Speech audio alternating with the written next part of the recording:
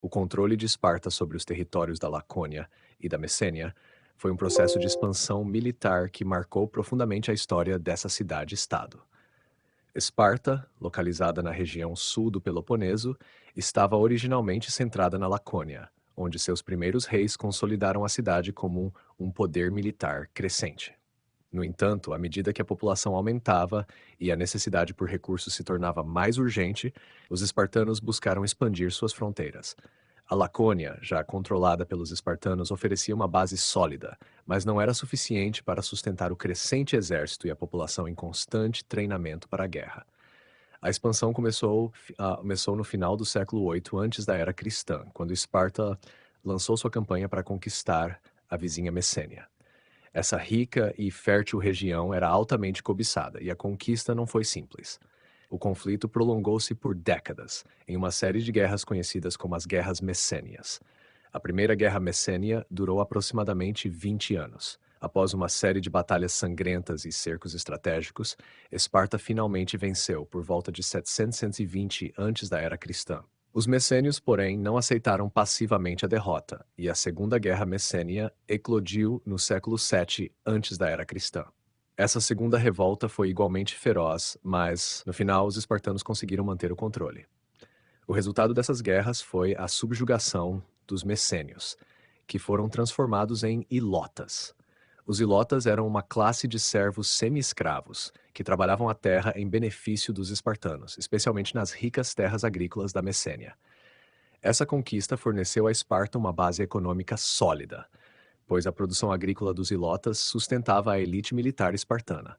Enquanto os espartanos se dedicavam à vida militar e à preservação de seu estado guerreiro, os ilotas realizavam todo o trabalho agrícola, garantindo que a riqueza fluísse para os espartanos.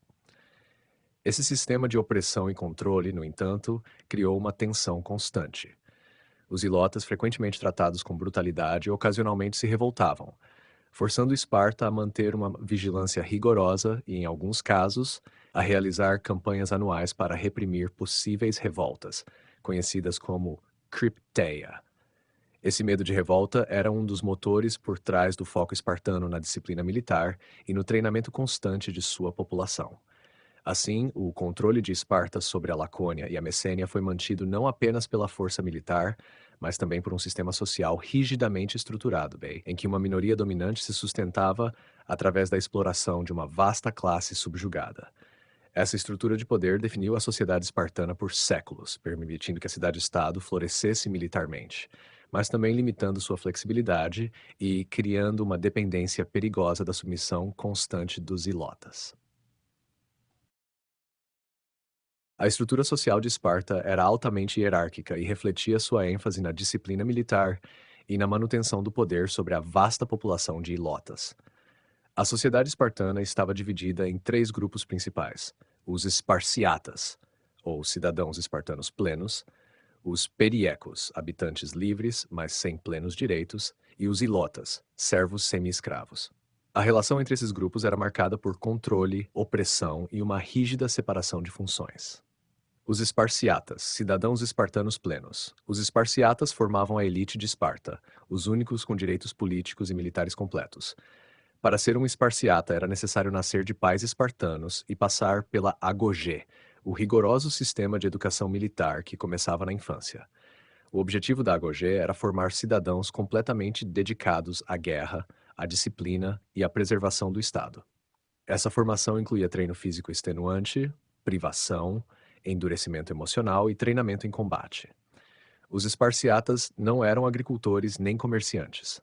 Suas vidas eram inteiramente dedicadas ao serviço militar e à política, o que lhes conferia um papel exclusivo na defesa e na liderança de Esparta. Para garantir esse estilo de vida, dependiam completamente do trabalho dos ilotas, que sustentavam sua economia. Após a conclusão da Gogê, um homem esparciata recebia uma porção de terra que era trabalhada pelos ilotas, e em troca ele estava disponível em tempo integral para servir no exército. Embora os esparciatas fossem a elite, sua vida era austera e coletiva. Eles viviam em igualdade entre si, sem ostentação de riqueza, comendo em refeitórios comuns e compartilhando suas vidas como irmãos de armas. A comunidade espartana estava, acima de tudo, voltada para a preservação da ordem militar e da supremacia sobre as classes inferiores, especialmente os ilotas. Os ilotas, servos semi-escravos. Os ilotas, que formavam a maior parte da população de Esparta, eram essencialmente servos do Estado. Originalmente habitantes da Messênia e da Lacônia, eles foram subjugados após as guerras de conquista e se tornaram propriedades coletivas da sociedade espartana. Eles não pertenciam a indivíduos esparciatas, mas ao Estado espartano, e eram responsáveis por trabalhar nas terras que sustentavam os esparciatas. A vida dos ilotas era extremamente dura. Eles cultivavam as terras e entregavam uma porção substancial da colheita aos seus mestres esparciatas, mantendo apenas o suficiente para sobreviver. Embora não fossem escravos no sentido clássico, pois tinham permissão para formar famílias e viver em suas próprias casas, eram tratados com desprezo e brutalidade pelos espartanos. O estado de servidão dos ilotas os tornava permanentemente vulneráveis à violência e à repressão. Os espartanos, temendo revoltas, implementaram políticas de terror e humilhação para manter os ilotas submissos. O exemplo mais claro disso era a cripteia, uma prática anual em que jovens espartanos eram incentivados a caçar e matar ilotas, considerados perigosos ou propensos à revolta. Além disso, os ilotas eram frequentemente forçados a usar roupas simples e a suportar insultos e humilhações, tudo para reforçar sua posição subordinada na sociedade. A despeito dessas condições, os ilotas mantinham algumas práticas culturais próprias e ocasionalmente se revoltavam. A mais famosa dessas revoltas foi a de 464 antes da era cristã, após um grande terremoto em Esparta que devastou a cidade e deu aos ilotas a oportunidade de se rebelar. Embora a revolta tenha sido reprimida, ela revelou a fragilidade da dominação espartana. Heras, os periecos, habitantes livres, mas sem plenos direitos. Entre os esparciatas e os ilotas havia o grupo dos periecos, que eram habitantes livres da Lacônia e da Messênia, mas que não tinham os mesmos direitos políticos dos esparciatas. Eles viviam nas regiões periféricas, fora da cidade principal de Esparta, e se dedicavam ao comércio, à agricultura e à fabricação de bens. Atividades que os esparciatas consideravam indignas. Os periecos eram livres e podiam se organizar em comunidades próprias, mas eram subordinados ao Estado espartano, sem voz política e sem acesso à vida militar e às decisões que moldavam a política da cidade. Em tempos de guerra, no entanto, eles eram convocados a servir no exército como hoplitas, soldados de infantaria, mas não ocupavam posições de liderança. Taxa a estrutura de poder e a supremacia espartana. A estrutura social espartana era fortemente voltada para a preservação de sua supremacia militar e política. Os esparciatas, embora em número muito menor do que os ilotas e periecos, eram capazes de manter o controle sobre a Lacônia e a Messênia por meio de sua rígida disciplina militar e de um sistema de opressão sistemática dos ilotas. A ordem social espartana era sustentada por essa hierarquia e pela exploração dos servos, o que permitia que os cidadãos esparciatas se concentrassem exclusivamente na guerra e na defesa do Estado. Embora esse sistema tenha funcionado por séculos, ele dependia da constante vigilância e repressão das classes inferiores, especialmente dos ilotas, que eram numericamente superiores. A sociedade espartana, portanto, vivia em um estado permanente de alerta, com sua estrutura política e social voltada para prevenir revoltas e manter a supremacia militar. Essas dinâmicas sociais fizeram de Esparta uma cidade-estado única na Grécia Antiga, amplamente admirada por sua força militar, mas também criticada por sua rigidez, falta de liberdade individual e dependência de uma vasta população subjugada.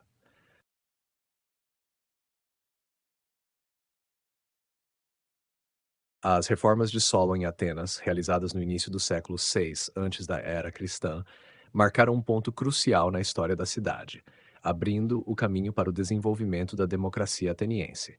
Solon foi nomeado arconte, magistrado-chefe, com poderes especiais para lidar com a grave crise social e econômica que Atenas enfrentava. Suas reformas visavam resolver a tensão entre ricos e pobres e criar uma estrutura política mais equilibrada. Antes de Solon, Atenas estava à beira do colapso. Os pobres haviam se endividado tanto que muitos foram forçados à escravidão ou perderam suas terras. A aristocracia dominava todas as esferas de poder e a desigualdade social era extrema.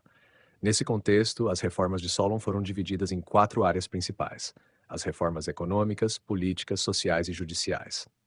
Reformas econômicas. Solon começou abordando a grave crise da dívida e da terra. Uma de suas primeiras medidas foi a seisachtheia, ou alívio da carga, que consistiu em cancelar todas as dívidas dos camponeses.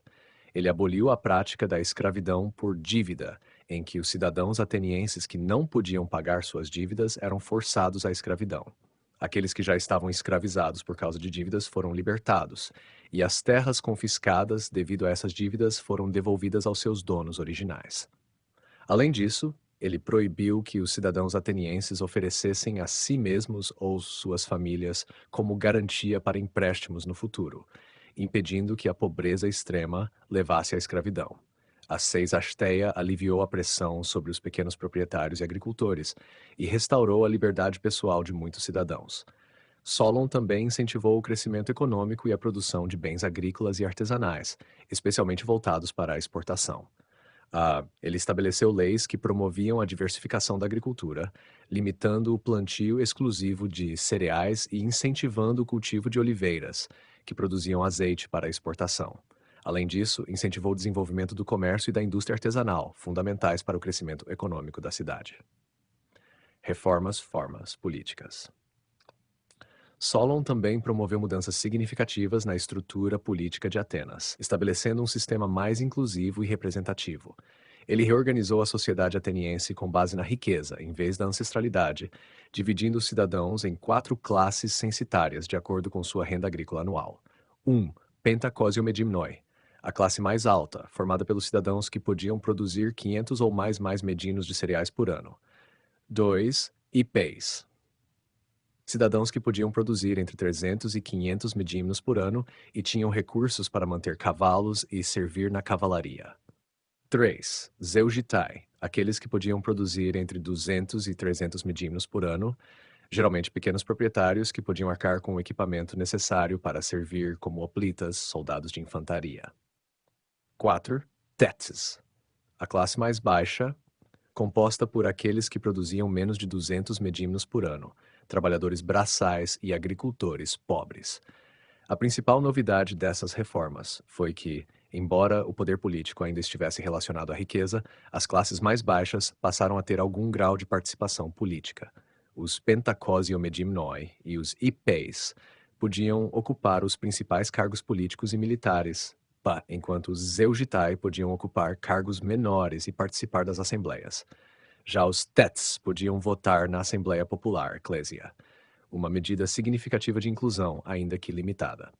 Solon também reformou a composição da Boulé, o conselho que preparava as leis a serem discutidas pela Assembleia. Sob suas reformas, a Boulé foi expandida para 400 membros, com 100 representantes de cada uma das 4 tribos tradicionais de Atenas. Essa medida aumentou a representação popular nas decisões políticas. Reformas sociais. Em suas reformas sociais, Solon tentou reduzir as divisões entre ricos e pobres, promovendo uma maior coesão social. Ele estabeleceu leis que restringiam a ostentação da riqueza.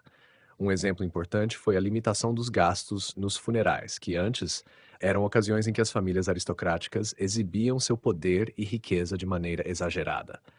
As novas regras tentavam moderar tais exibições e tornar as tradições mais simples, promovendo uma sociedade menos desigual na aparência e nos costumes. Solon também incentivou uma maior unidade cívica ao promover a participação ativa de todos os cidadãos nas decisões políticas, por meio da Ecclesia, e nos tribunais por meio do desenvolvimento do sistema judicial. Reformas judiciais. No campo judicial, Solon introduziu medidas que ampliaram o acesso à justiça. Ele criou o direito de apelação a tribunais populares. Antes de suas reformas, apenas os arcontes, magistrados, podiam decidir casos judiciais. Sob as novas leis, qualquer cidadão que se sentisse injustiçado por uma decisão dos arcontes podia apelar a Eliaia, um tribunal popular composto por cidadãos. Essa mudança foi crucial para o fortalecimento da justiça democrática em Atenas, permitindo que os cidadãos comuns tivessem mais controle sobre o sistema judicial e limitando o poder arbitrário da aristocracia. Impacto e limitações das reformas de Solon. As reformas de Solon foram um marco na história de Atenas, pois mitigaram algumas das mais graves desigualdades sociais e abriram caminho para a democratização gradual da cidade.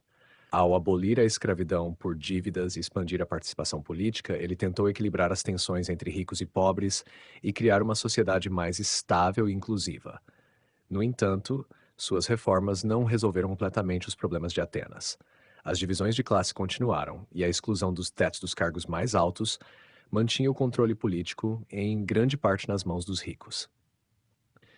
Além disso, as reformas não foram aceitas por todos de imediato, e, após seu mandato como arconte, Atenas passou por um período de instabilidade política, o que eventualmente culminou na ascensão da tirania de Pisístrato. Ainda assim, Solon plantou as sementes da democracia ateniense.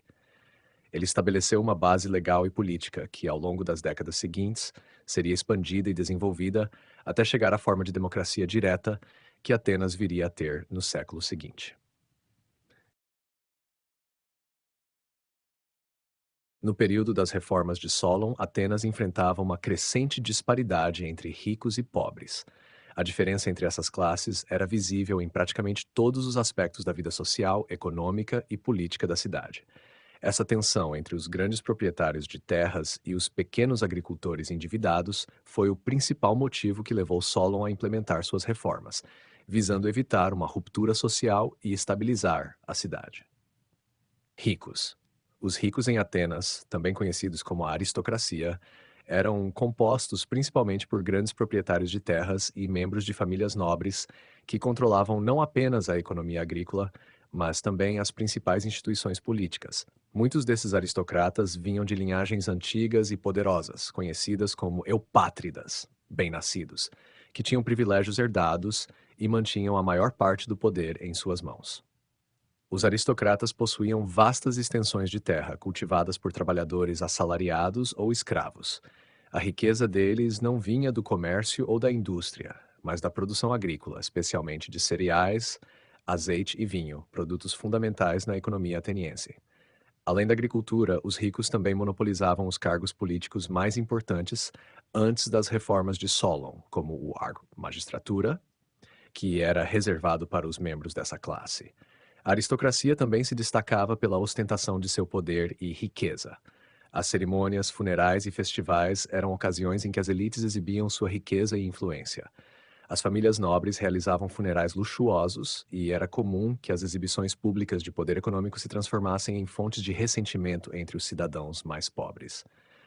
Pobres. Os pobres, em sua maioria pequenos agricultores e trabalhadores rurais, viviam uma realidade muito diferente. Com o tempo, muitos camponeses perderam suas terras devido à incapacidade de pagar dívidas. Essas dívidas acumulavam-se rapidamente devido às colheitas ruins ou à má sorte econômica. E, como resultado, muitos pequenos proprietários de terras tinham que hipotecar suas propriedades para os ricos. Quando não conseguiam pagar, perdiam suas terras e eram forçados a trabalhar como arrendatários, ou, pior, a vender a si mesmos e suas famílias como escravos para quitar as dívidas. Antes das reformas de Solon, a prática da escravidão por dívida era comum.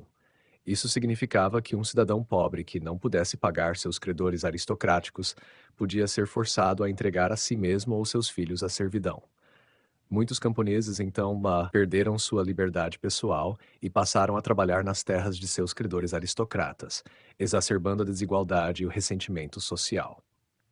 Além disso, os pobres, especialmente os tétis, a classe mais baixa de cidadãos, tinham pouca ou nenhuma voz política. Eles não podiam ocupar cargos importantes e estavam excluídos do poder decisório. Dependiam exclusivamente da produção agrícola de pequena escala ou de trabalhos manuais para sobreviver, vivendo à margem de uma sociedade controlada pelos ricos. Tensão social e econômica. A principal fonte de tensão entre ricos e pobres no período anterior às reformas de Solon estava ligada à posse da terra e ao sistema de dívidas. À medida que as dívidas cresciam, muitos pequenos agricultores se viam presos em um ciclo de pobreza e exploração, enquanto os aristocratas aumentavam suas propriedades e poder. Essa concentração de terras nas mãos de poucos tornou a situação insustentável. A desigualdade gerava descontentamento e havia o perigo real de que a classe baixa se revoltasse.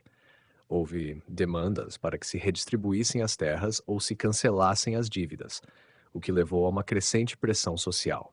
Os pobres sentiam que eram explorados e desamparados, enquanto os ricos estavam preocupados em manter sua posição e evitar uma revolução social. Shashé. Impacto das reformas de Solon. As reformas de Solon visavam resolver essa grave crise entre ricos e pobres.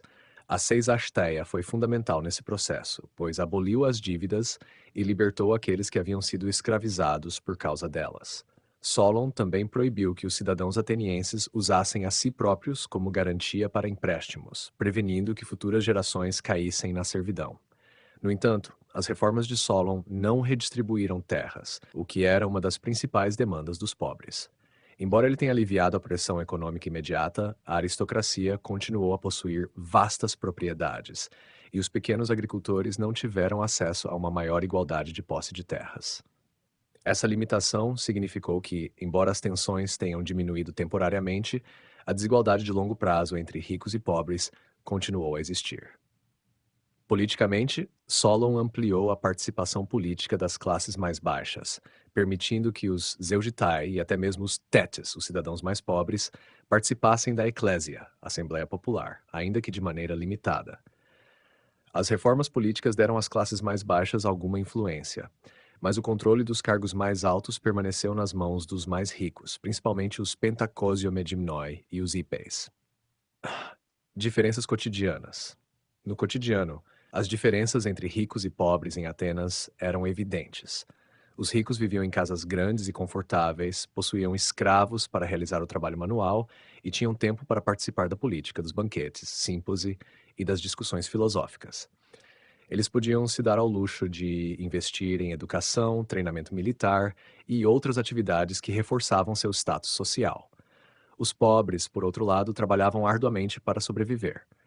Aqueles que possuíam pequenas terras trabalhavam diretamente no campo para sustentar suas famílias, enquanto os que não tinham terra própria dependiam de trabalhos manuais e da venda de seus serviços.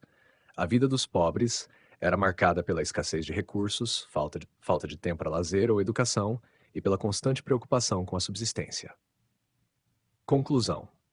Portanto, a diferença entre ricos e pobres em Atenas no período das reformas de Solon era profunda e gerava uma tensão social latente.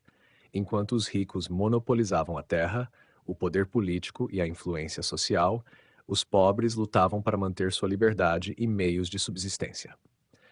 As reformas de Solon aliviaram algumas dessas tensões, especialmente com o cancelamento das dívidas, mas não eliminaram a desigualdade estrutural que continuaria a moldar a sociedade ateniense nos séculos seguintes.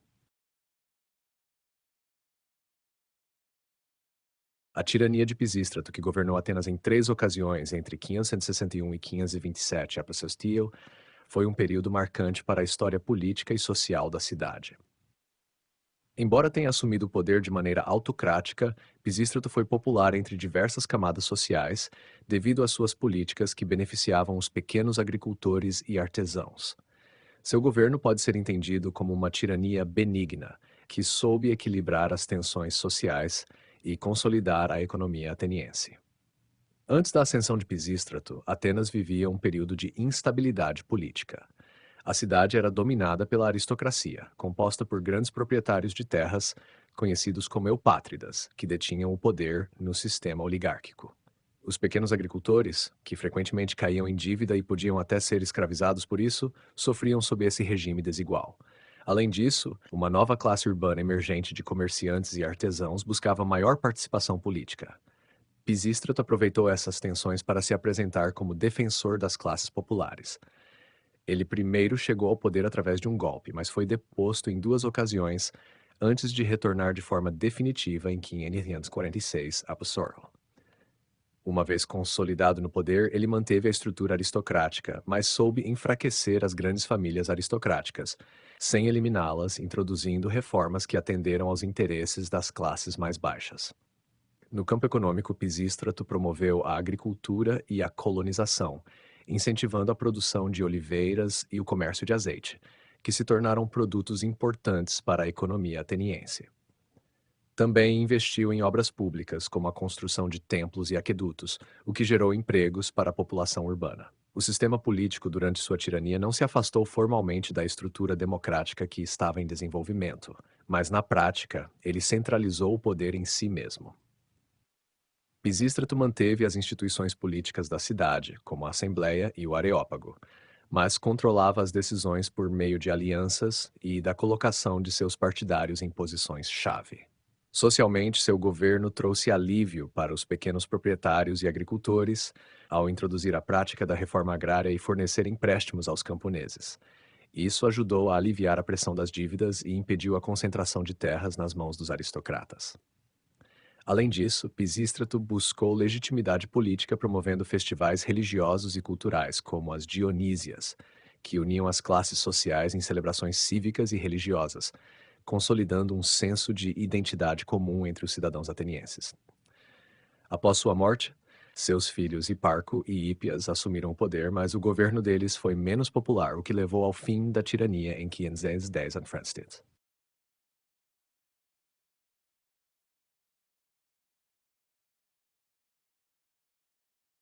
Após o fim da tirania de Pisístrato e seus filhos, Hípias e Hiparco, o poder em Atenas foi disputado entre várias facções aristocráticas. O assassinato de Hiparco em 514 a.C. por Harmódio e Aristógiton, conhecidos como os tiranicidas, enfraqueceu o governo dos filhos de Pisístrato. Hípias, que continuou governando, tornou-se cada vez mais opressor e impopular. Em 510 a.C., Hípias foi deposto com a ajuda dos espartanos, liderados pelo rei Cleomenes Píner. Os espartanos intervieram em Atenas a pedido da aristocracia exilada, especialmente dos Alcmeônidas, uma poderosa família ateniense. Essa intervenção espartana foi o golpe final na tirania, forçando Hípias a fugir para o exílio em Sigeu, no Helesponto, e depois para a corte persa. Com a queda dos tiranos, surgiu uma disputa pelo poder em Atenas. Inicialmente, Iságoras, líder de uma facção aristocrática conservadora, assumiu o controle apoiado por Esparta.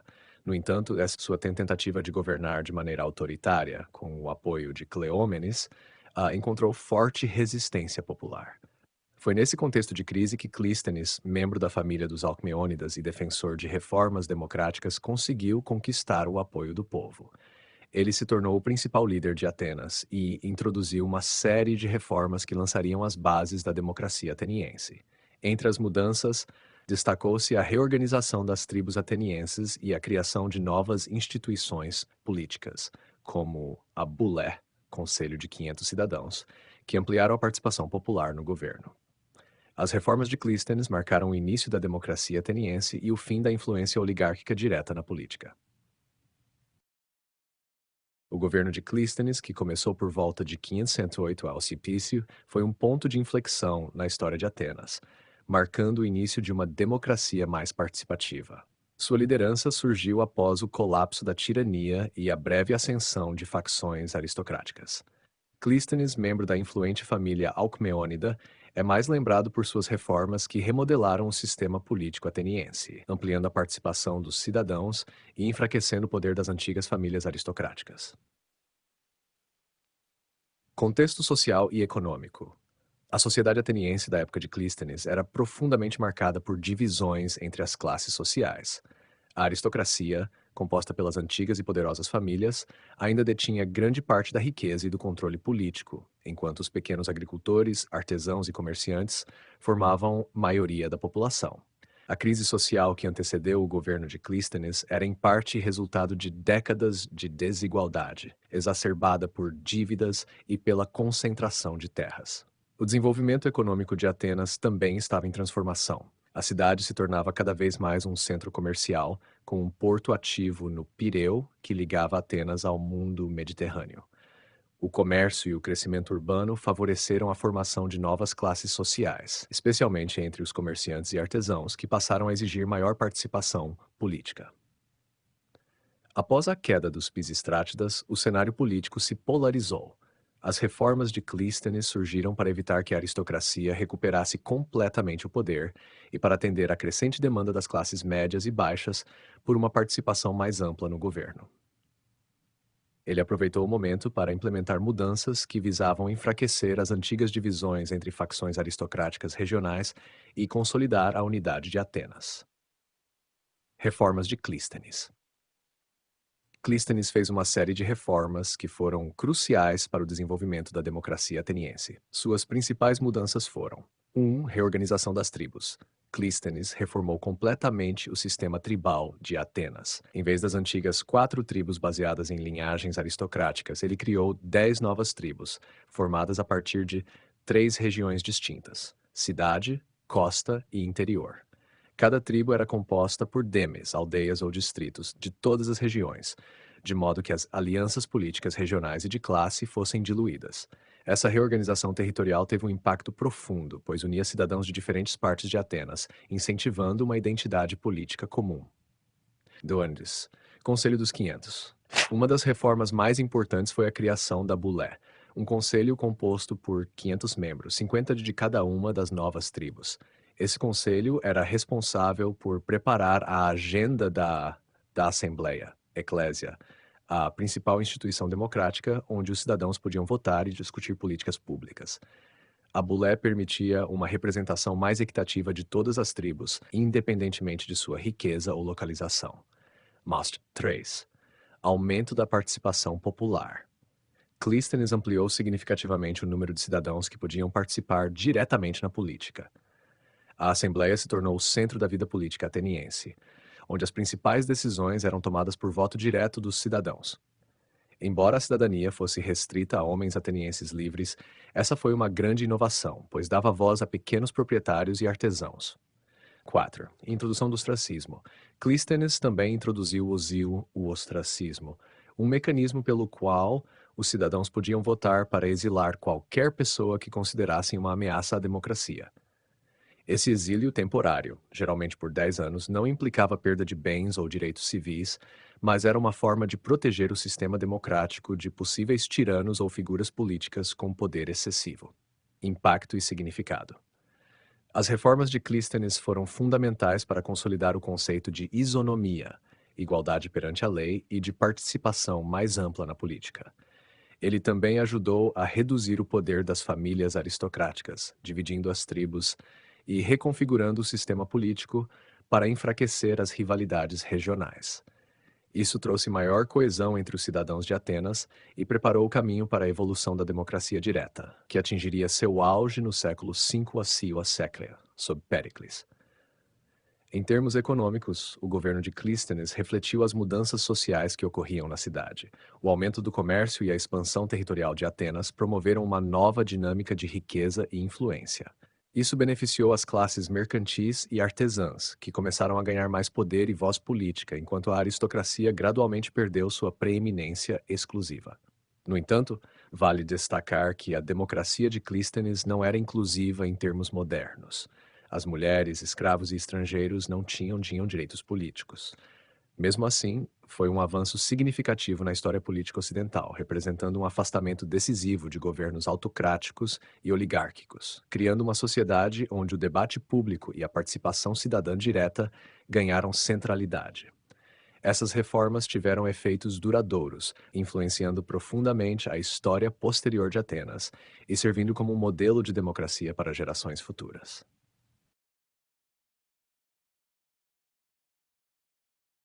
O governo de Péricles, que se estendeu entre 460 e 29 antes da Era Comum, marcou o auge da democracia ateniense e o chamado Século de Ouro de Atenas. Péricles, um líder carismático e estrategista influente, consolidou a democracia e transformou Atenas no centro cultural, artístico e político mais importante do mundo grego. Seu governo foi também um período de grande expansão econômica e cultural, financiado em grande parte pelo poderio naval de Atenas e pelos tributos pagos pelos aliados da Liga de Delos. Contexto social e econômico. O período de Péricles foi caracterizado por uma estrutura social relativamente complexa. Atenas era uma sociedade altamente estratificada, dividida em 3 grandes grupos. 1. Cidadãos. Incluíam todos os homens atenienses livres, nascidos de pais cidadãos. Eles tinham plenos direitos políticos e podiam participar diretamente na Assembleia, onde as principais decisões do governo eram tomadas. Apenas essa parcela da população, que representava uma minoria, gozava dos benefícios plenos da democracia. 2. Metecos. Estrangeiros residentes em Atenas, que desempenhavam um papel importante na economia, especialmente no comércio e nas artes, mas que não tinham direitos políticos. Eles estavam sujeitos a impostos e deviam prestar serviço militar, mas nunca podiam participar diretamente no governo. 3. Escravos formavam a base da economia ateniense, trabalhando em campos, minas e casas. Eles não tinham nenhum direito legal e seu status variava muito dependendo de sua ocupação e da bondade de seus senhores. Muitos escravos eram capturados em guerras ou adquiridos através do comércio. No topo dessa hierarquia social, a aristocracia ainda possuía grande riqueza e influência, mas o governo de Péricles promoveu um maior equilíbrio, proporcionando mais oportunidades de participação aos cidadãos comuns. Essa democratização da política foi, em grande parte, sustentada por uma economia próspera. Economicamente, Atenas prosperou durante o governo de Péricles, especialmente graças à Liga de Delos. Fundada originalmente como uma aliança militar contra a Pérsia, a Liga de Delos transformou-se num verdadeiro império ateniense sob o controle de Péricles. Os tributos pagos pelas cidades-estado membros foram usados por Atenas para financiar suas campanhas militares e também para embelezar a cidade, notadamente com a construção da Acrópole e do Párthenon. A política de Péricles era dupla. Por um lado, ele investiu pesadamente na frota naval ateniense, garantindo o controle do mar Egeu e do comércio que passava por ali. Por outro, ele fortaleceu as instituições democráticas, ampliando a participação dos cidadãos nas decisões do governo e fortalecendo o conceito de igualdade política. Reformas e políticas democráticas. Péricles implementou diversas reformas para consolidar a democracia ateniense. 1. Pagamento para participação política.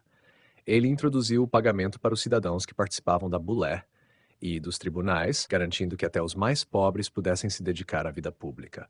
Antes, essa era uma atividade reservada apenas aos que podiam se dar ao luxo de não trabalhar. 2. Amplo uso da eclésia. A Assembleia Eclésia se tornou o principal órgão legislativo e de tomada de decisões. Todos os cidadãos podiam participar e votar, e debates acalorados sobre questões militares, econômicas e políticas tornaram-se uma característica do governo ateniense. 3. Projetos de obras públicas. Péricles promoveu grandes obras públicas que geraram empregos para muitos cidadãos. A construção da Acrópole, do Parthenon e outras obras arquitetônicas grandiosas serviram não apenas para glorificar Atenas, mas também para proporcionar trabalho a artesãos, pedreiros e operários, o que ajudou a reduzir a desigualdade social e a fortalecer a economia interna. 4. Expansão imperialista.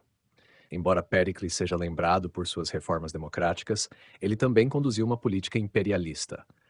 Atenas, com sua poderosa frota naval, controlava muitas cidades-estado através da Liga de Delos, transformando-as em aliados tributários. Isso gerou descontentamento em várias cidades, que viam Atenas como opressora. A concentração de poder na capital provocou tensões dentro da Liga, e muitos consideravam Atenas um império em tudo, exceto no nome. Cultura e educação. O governo de Péricles também foi um período de intenso florescimento cultural. Ele patrocinou as artes, a literatura e a filosofia, transformando Atenas em um farol de civilização. Péricles apoiou diretamente figuras como Fídias, que supervisionou as construções na Acrópole, e promoveu o teatro e a tragédia como formas de cultura popular, com festivais dramáticos financiados pelo Estado. A filosofia também prosperou nesse período, com pensadores como Anaxágoras e os sofistas oferecendo novos entendimentos sobre o cosmos, a ética e a política. Embora Sócrates ainda fosse jovem durante o governo de Péricles, a atmosfera intelectual da cidade estava profundamente enriquecida pela liberdade de pensamento e pelo debate aberto que caracterizavam a democracia ateniense. Problemas e tensão social. Apesar das reformas democráticas e do florescimento cultural, a sociedade ateniense sob Péricles não estava livre de tensões. A exclusão de mulheres, estrangeiros e escravos da vida política era uma realidade constante. Além disso, o uso dos tributos da Liga de Delos para financiar projetos em Atenas gerou ressentimento entre as cidades aliadas, que viam Atenas como exploradora. A política expansionista de Péricles também resultou em tensões crescentes com outras potências gregas, particularmente Esparta. Isso culminou na Guerra do Peloponeso, 431-404 antes da Era Comum, que começou durante seu governo e seria um dos principais fatores do declínio de Atenas após a sua morte. Péricles morreu em 429 antes da Era Comum, vítima de uma praga que atingiu Atenas durante a Guerra do Peloponeso. Seu governo, no entanto, deixou um legado duradouro. As instituições democráticas que ele fortaleceu e os monumentos que ele mandou construir continuaram a influenciar a vida ateniense por décadas. Ele consolidou a democracia ateniense, demonstrando que o governo popular podia coexistir com o expansionismo e a grandiosidade cultural. O século de ouro de Atenas, marcado pelo governo de Péricles, continua sendo uma referência fundamental na história do Ocidente, tanto pelos avanços democráticos quanto pelo florescimento cultural que moldaram a história da Grécia e, posteriormente, da civilização europeia.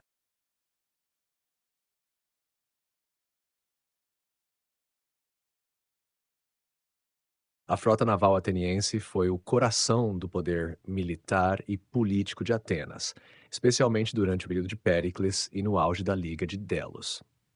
Sua frota desempenhou um papel central não apenas nas vitórias militares, mas também na construção de um verdadeiro império marítimo, que garantiu o domínio econômico e político de Atenas sobre grande parte do mundo grego. Estrutura da frota naval ateniense. O navio principal utilizado pela marinha ateniense era o trireme, um barco de guerra ágil e veloz, movido por três fileiras de remadores, cerca de 170 por navio. O trireme tinha uma estrutura leve, que permitia manobras rápidas e a capacidade de abordar inimigos com um ariete na proa, afundando suas embarcações. A frota ateniense no auge tinha cerca de 200 desses navios, garantindo sua superioridade naval. Cada trireme tinha uma tripulação composta por remadores, tétis. A maioria dos remadores era composta por cidadãos atenienses de baixa renda, conhecidos como tétis. O serviço naval era uma das maneiras de participação política e militar disponível para os cidadãos mais pobres, que não podiam arcar com as despesas de servir como hoplitas, soldados de infantaria pesada. Eles eram remunerados pelo trabalho, o que permitia que até as classes mais baixas se envolvessem ativamente na defesa da cidade. Comandantes e oficiais. Cada navio tinha um trierarca, um cidadão rico que financiava a construção, manutenção e tripulação do navio como parte de seu serviço cívico. O trierarca era um membro da elite ateniense, e o patrocínio de um trireme era considerado uma honra e uma demonstração de riqueza e lealdade à cidade. Ele não comandava o navio diretamente, mas era responsável pelo financiamento e pelo estado de prontidão da embarcação. 3. Marinheiros e soldados. Além dos remadores, cada navio tinha um grupo de marinheiros responsáveis pelas manobras e manutenção da embarcação, além de hoplitas que lutavam durante os combates navais, quando era necessário abordar os navios inimigos.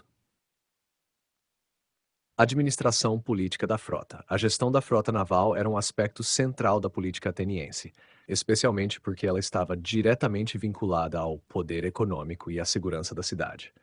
A administração naval era altamente organizada, com uma série de magistraturas e conselhos responsáveis por garantir que a frota estivesse sempre pronta para a guerra.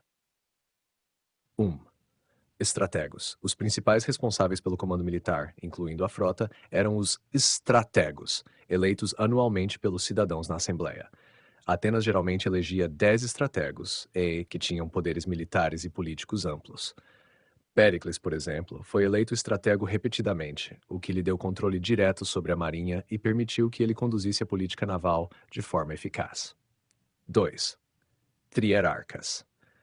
Embora os trierarcas fossem responsáveis por financiar os navios, a frota em si era uma operação estatal.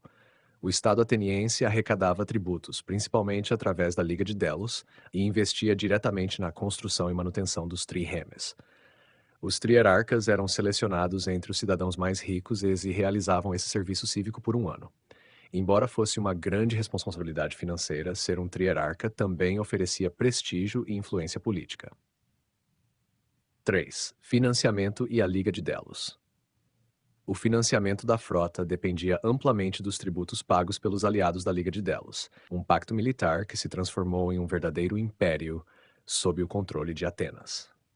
As cidades-estado aliadas, que inicialmente contribuíam com navios para a defesa comum contra a Pérsia, foram, em muitos casos, obrigadas a pagar tributos anuais que Atenas usava para financiar sua frota. Com o tempo, Atenas controlou diretamente o tesouro da Liga de Delos, sediado na própria cidade, e usou esses recursos não apenas para a defesa, mas também para financiar sua expansão imperialista e seus projetos de construção. O papel político da frota na democracia ateniense. A frota não era apenas uma força militar. Ela tinha um impacto profundo na política interna de Atenas. O poder naval deu às classes mais baixas, como os tétes, um papel central na defesa e no sucesso de Atenas, o que contribuiu para seu empoderamento político.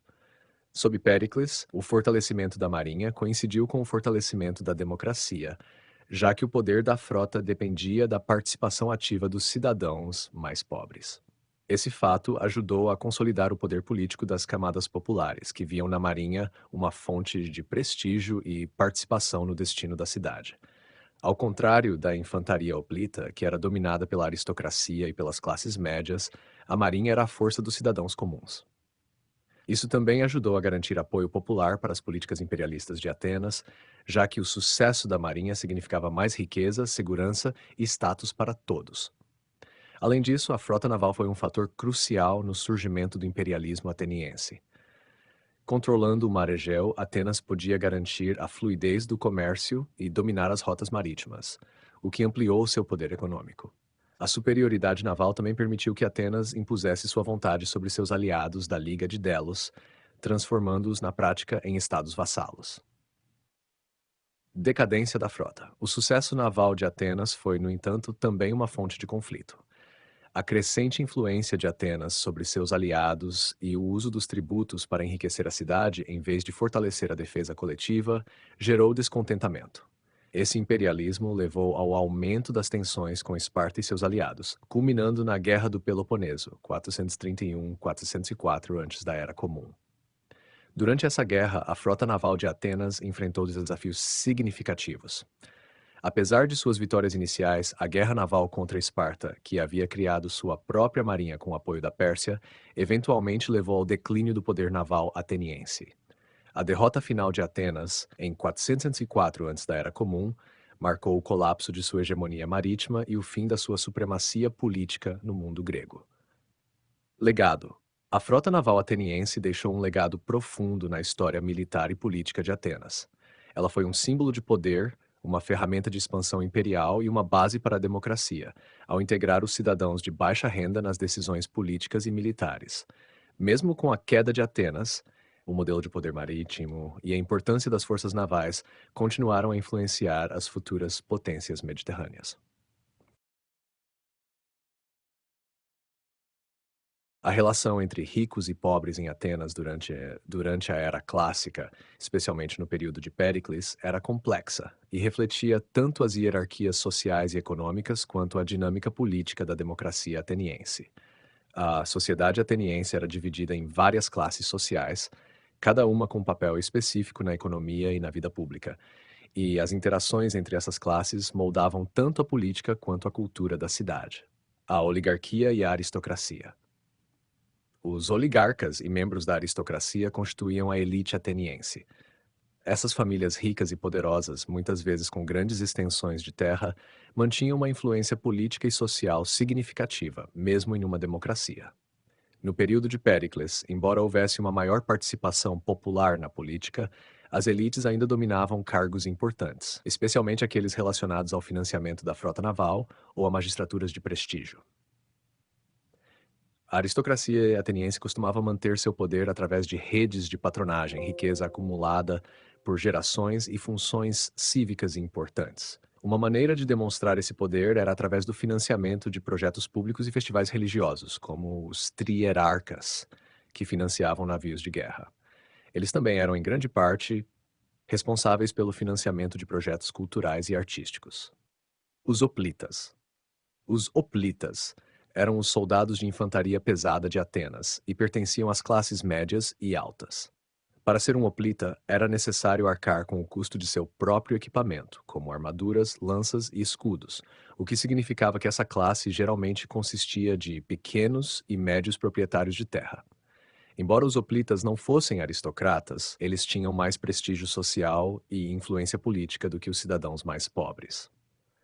Os hoplitas eram fundamentais para a defesa da cidade nas batalhas terrestres, e muitos deles também ocupavam posições em instituições políticas, como a Assembleia. Seu papel militar ajudava a consolidar sua importância política, já que a defesa da cidade-estado era diretamente relacionada à sua participação nas batalhas. Comerciantes e artesãos. Os comerciantes e artesãos eram uma classe em ascensão durante o período de Péricles, especialmente com a expansão naval de Atenas. O comércio marítimo aumentou significativamente a riqueza de alguns atenienses, particularmente aqueles envolvidos no comércio de grãos, madeira, metais e outros produtos essenciais. Embora tivessem um papel fundamental na economia, sua participação política era limitada em comparação com os hoplitas e a aristocracia. Essa classe estava concentrada em torno do porto do Pireu, que se tornou um importante centro econômico. Embora muitos comerciantes fossem cidadãos, a maioria dos grandes comerciantes era formada por metecos, estrangeiros residentes, que desempenhavam papéis cruciais na economia, mas não tinham direitos políticos. Metecos. Os metecos eram estrangeiros que residiam em Atenas, geralmente comerciantes, artesãos e trabalhadores especializados. Eles eram uma classe vital para a economia ateniense, especialmente nas atividades comerciais e manufatureiras. Apesar de sua importância econômica, os metecos não tinham direitos políticos e estavam excluídos de qualquer participação direta no governo. Eles tinham que pagar impostos e cumprir serviço militar, mas não podiam votar ou ocupar cargos públicos. No entanto, alguns metecos podiam alcançar uma certa prosperidade econômica e respeito social, especialmente se tivessem sucesso em suas atividades comerciais. Contudo, essa classe sempre esteve em uma posição subordinada em termos de status e influência política, o que reforçava as distinções entre cidadãos e não cidadãos. Escravos. Os escravos constituíam a base da economia ateniense e eram encontrados em praticamente todos os setores da sociedade. Havia escravos públicos que trabalhavam para o Estado em funções administrativas ou em projetos públicos, e escravos privados que trabalhavam nas casas das famílias aristocráticas, nas fazendas, minas e até como artesãos especializados. Embora fossem uma parte essencial da economia, os escravos não tinham direitos e eram propriedade de seus senhores.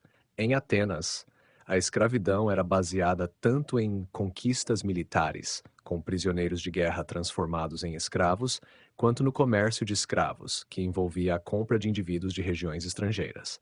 Embora os escravos estivessem no ponto mais baixo da hierarquia social, sua presença permitia que os cidadãos livres, especialmente as classes mais altas, tivessem tempo para se dedicar à vida política, cultural e militar. Relação entre ricos e pobres. Atenas era uma democracia, mas isso não significava uma igualdade econômica. Os ricos, especialmente a aristocracia e os proprietários de terra, mantinham grande parte da riqueza. A distribuição de terras e os recursos, como a propriedade de escravos, concentravam-se nas mãos de poucos. No entanto, o sistema democrático de Atenas permitia que mesmo os cidadãos mais pobres, os téts, participassem ativamente da política. Esses téts eram cidadãos que não tinham terras nem grandes riquezas e, por isso, trabalhavam como remadores na frota naval. A importância crescente da marinha deu a esses cidadãos mais pobres um papel central na defesa de Atenas, o que fortaleceu sua posição política. Com as reformas de Péricles, os cidadãos pobres passaram a ser pagos pela participação política, como nas sessões da Assembleia e nos tribunais, o que permitiu que mais cidadãos participassem da pública, mesmo que não pudessem se dar ao luxo de deixar seus empregos por longos períodos. Apesar disso, as tensões entre ricos e pobres eram uma constante, especialmente em tempos de crise. A Guerra do Peloponeso exacerbou essas tensões, já que muitos cidadãos mais pobres perderam seus meios de subsistência quando foram deslocados das áreas rurais para a cidade durante os cercos. A sociedade ateniense era rigidamente estratificada, mas com uma democracia que proporcionava algum grau de participação política para os cidadãos livres, independentemente de sua riqueza. As classes altas, como a aristocracia e os hoplitas, mantinham poder e influência, enquanto os comerciantes e artesãos viam sua importância econômica crescer, mesmo com limitações políticas. Os metecos, apesar de cruciais para a economia, estavam excluídos da cidadania, e os escravos sustentavam grande parte da produção econômica. Esse equilíbrio entre a oligarquia e as classes populares, especialmente com a ascensão dos téts através da marinha, foi uma característica fundamental do período democrático ateniense. Mas as disparidades econômicas entre ricos e pobres persistiram como uma fonte constante de tensão na cidade.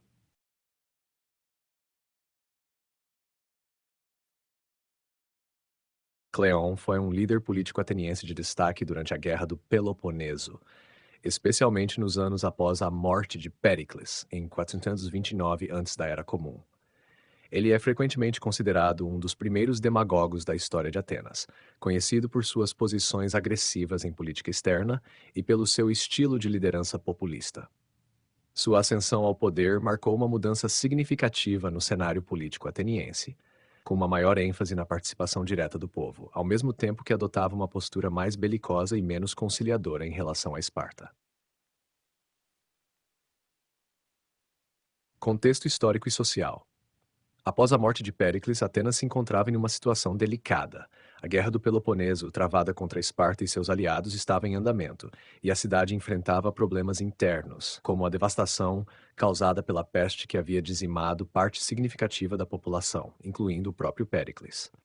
O clima de instabilidade proporcionou o surgimento de novos líderes políticos, como Cleon, que ganharam destaque ao se apresentarem como defensores dos interesses do povo comum contra as elites aristocráticas. Cleon, que era filho de um curtidor, veio de uma origem mais humilde em comparação aos líderes tradicionais da política ateniense, que costumavam ser membros da aristocracia. Ele conquistou apoio ao apelar diretamente para a Assembleia Ateniense, defendendo políticas que favoreciam os cidadãos comuns, especialmente os mais pobres, e ao adotar uma retórica agressiva contra seus inimigos políticos e militares. Políticas de Cleon. Uma agressividade militar. Cleon defendia uma política externa agressiva e expansionista, favorecendo a continuação da guerra contra Esparta. Ele se opunha veementemente a qualquer tentativa de negociação de paz, acreditando que Atenas poderia vencer a guerra se adotasse uma postura mais dura e ofensiva. Um dos eventos mais notórios de sua carreira foi a sua atuação após a vitória ateniense na Batalha de Esfacteria, 425 antes da Era Comum. Nessa batalha, as tropas atenienses conseguiram cercar um contingente espartano em uma pequena ilha. Muitos atenienses, incluindo seus rivais políticos, acreditavam que essa vitória deveria ser usada como um meio de negociar a paz com Esparta. Cleo, no entanto, defendeu que os espartanos deveriam ser mantidos como prisioneiros e usados como moeda de troca ou mesmo executados, o que reforçava sua postura intransigente. Essa estratégia contribuiu para prolongar o conflito e aumentar as tensões entre Atenas e Esparta. 2. Populismo e demagogia. Cleon é frequentemente descrito como um demagogo, um líder que usava táticas populistas para manipular a opinião pública a seu favor. Ele se destacava por suas habilidades oratórias, utilizando uma retórica inflamada para conquistar o apoio das massas. Suas políticas eram direcionadas para os interesses dos cidadãos mais pobres, especialmente os remadores da frota naval, que desempenhavam um papel crucial na guerra e constituíam a base da democracia ateniense. Cleon também defendeu o pagamento pelos serviços públicos, uma prática que já havia sido instituída por Péricles, mas que ele intensificou. Isso significava que cidadãos comuns poderiam receber salários por sua participação em funções cívicas, como o serviço nos tribunais e na Assembleia, o que permitiu que mais atenienses de classes mais baixas participassem da vida política. 3. Postura dura em relação a revoltas. Cleon também é lembrado por sua postura implacável em relação aos aliados de Atenas que tentavam se rebelar contra o controle ateniense. Um exemplo famoso foi o seu papel na repressão da cidade de Mitilene, que tentou se revoltar contra o domínio de Atenas em 427 antes da Era Comum. Inicialmente, Cleon defendeu uma punição brutal para a cidade, sugerindo que todos os homens de Mitilene fossem executados e as mulheres e crianças vendidas como escravas. Essa proposta foi aprovada em um primeiro momento pela Assembleia, mas no dia seguinte os atenienses reconsideraram essa decisão e enviaram uma segunda mensagem para evitar o massacre total. Apesar disso, Mitilene ainda sofreu severas consequências, com a execução de seus líderes e a redistribuição de suas terras para colonos atenienses. Conflito com a elite aristocrática. Cleon era frequentemente visto como uma ameaça pela aristocracia ateniense e pelos políticos mais moderados, que o consideravam um radical. Sua liderança agressiva, tanto em questões internas quanto externas, era vista como uma afronta aos princípios tradicionais da moderação política que tinham caracterizado lideranças anteriores, como a de Péricles. Um de seus maiores rivais políticos foi o general Nícias, que defendia uma política mais conciliatória em relação a Esparta. O embate entre Cleon e Nícias refletia uma divisão maior dentro da sociedade ateniense. De um lado, os cidadãos mais pobres e populistas, que apoiavam a guerra e o radicalismo de Cleon; de outro, as classes mais abastadas e moderadas, que preferiam uma abordagem mais pacífica e diplomática. Morte de Cleon e consequências. Cleon morreu em 422, antes da Era Comum, durante a Batalha de Anfípolis, uma derrota significativa para Atenas. Sua morte marcou o fim de sua liderança agressiva e abriu caminho para que seus rivais, como Nícias, tentassem implementar uma política mais conciliatória. De fato, logo após a morte de Cleon, foi negociada a chamada Paz de Nícias, 421 antes da Era Comum, uma tentativa de trégua na guerra contra Esparta. No entanto, essa paz foi apenas temporária, e o conflito logo foi retomado. Legado de Cleon. O legado de Cleon é amplamente debatido.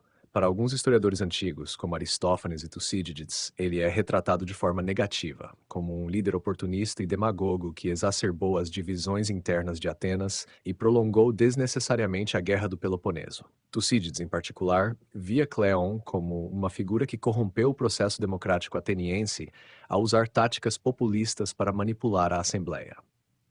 Por outro lado, estudos modernos tendem a reavaliar sua figura.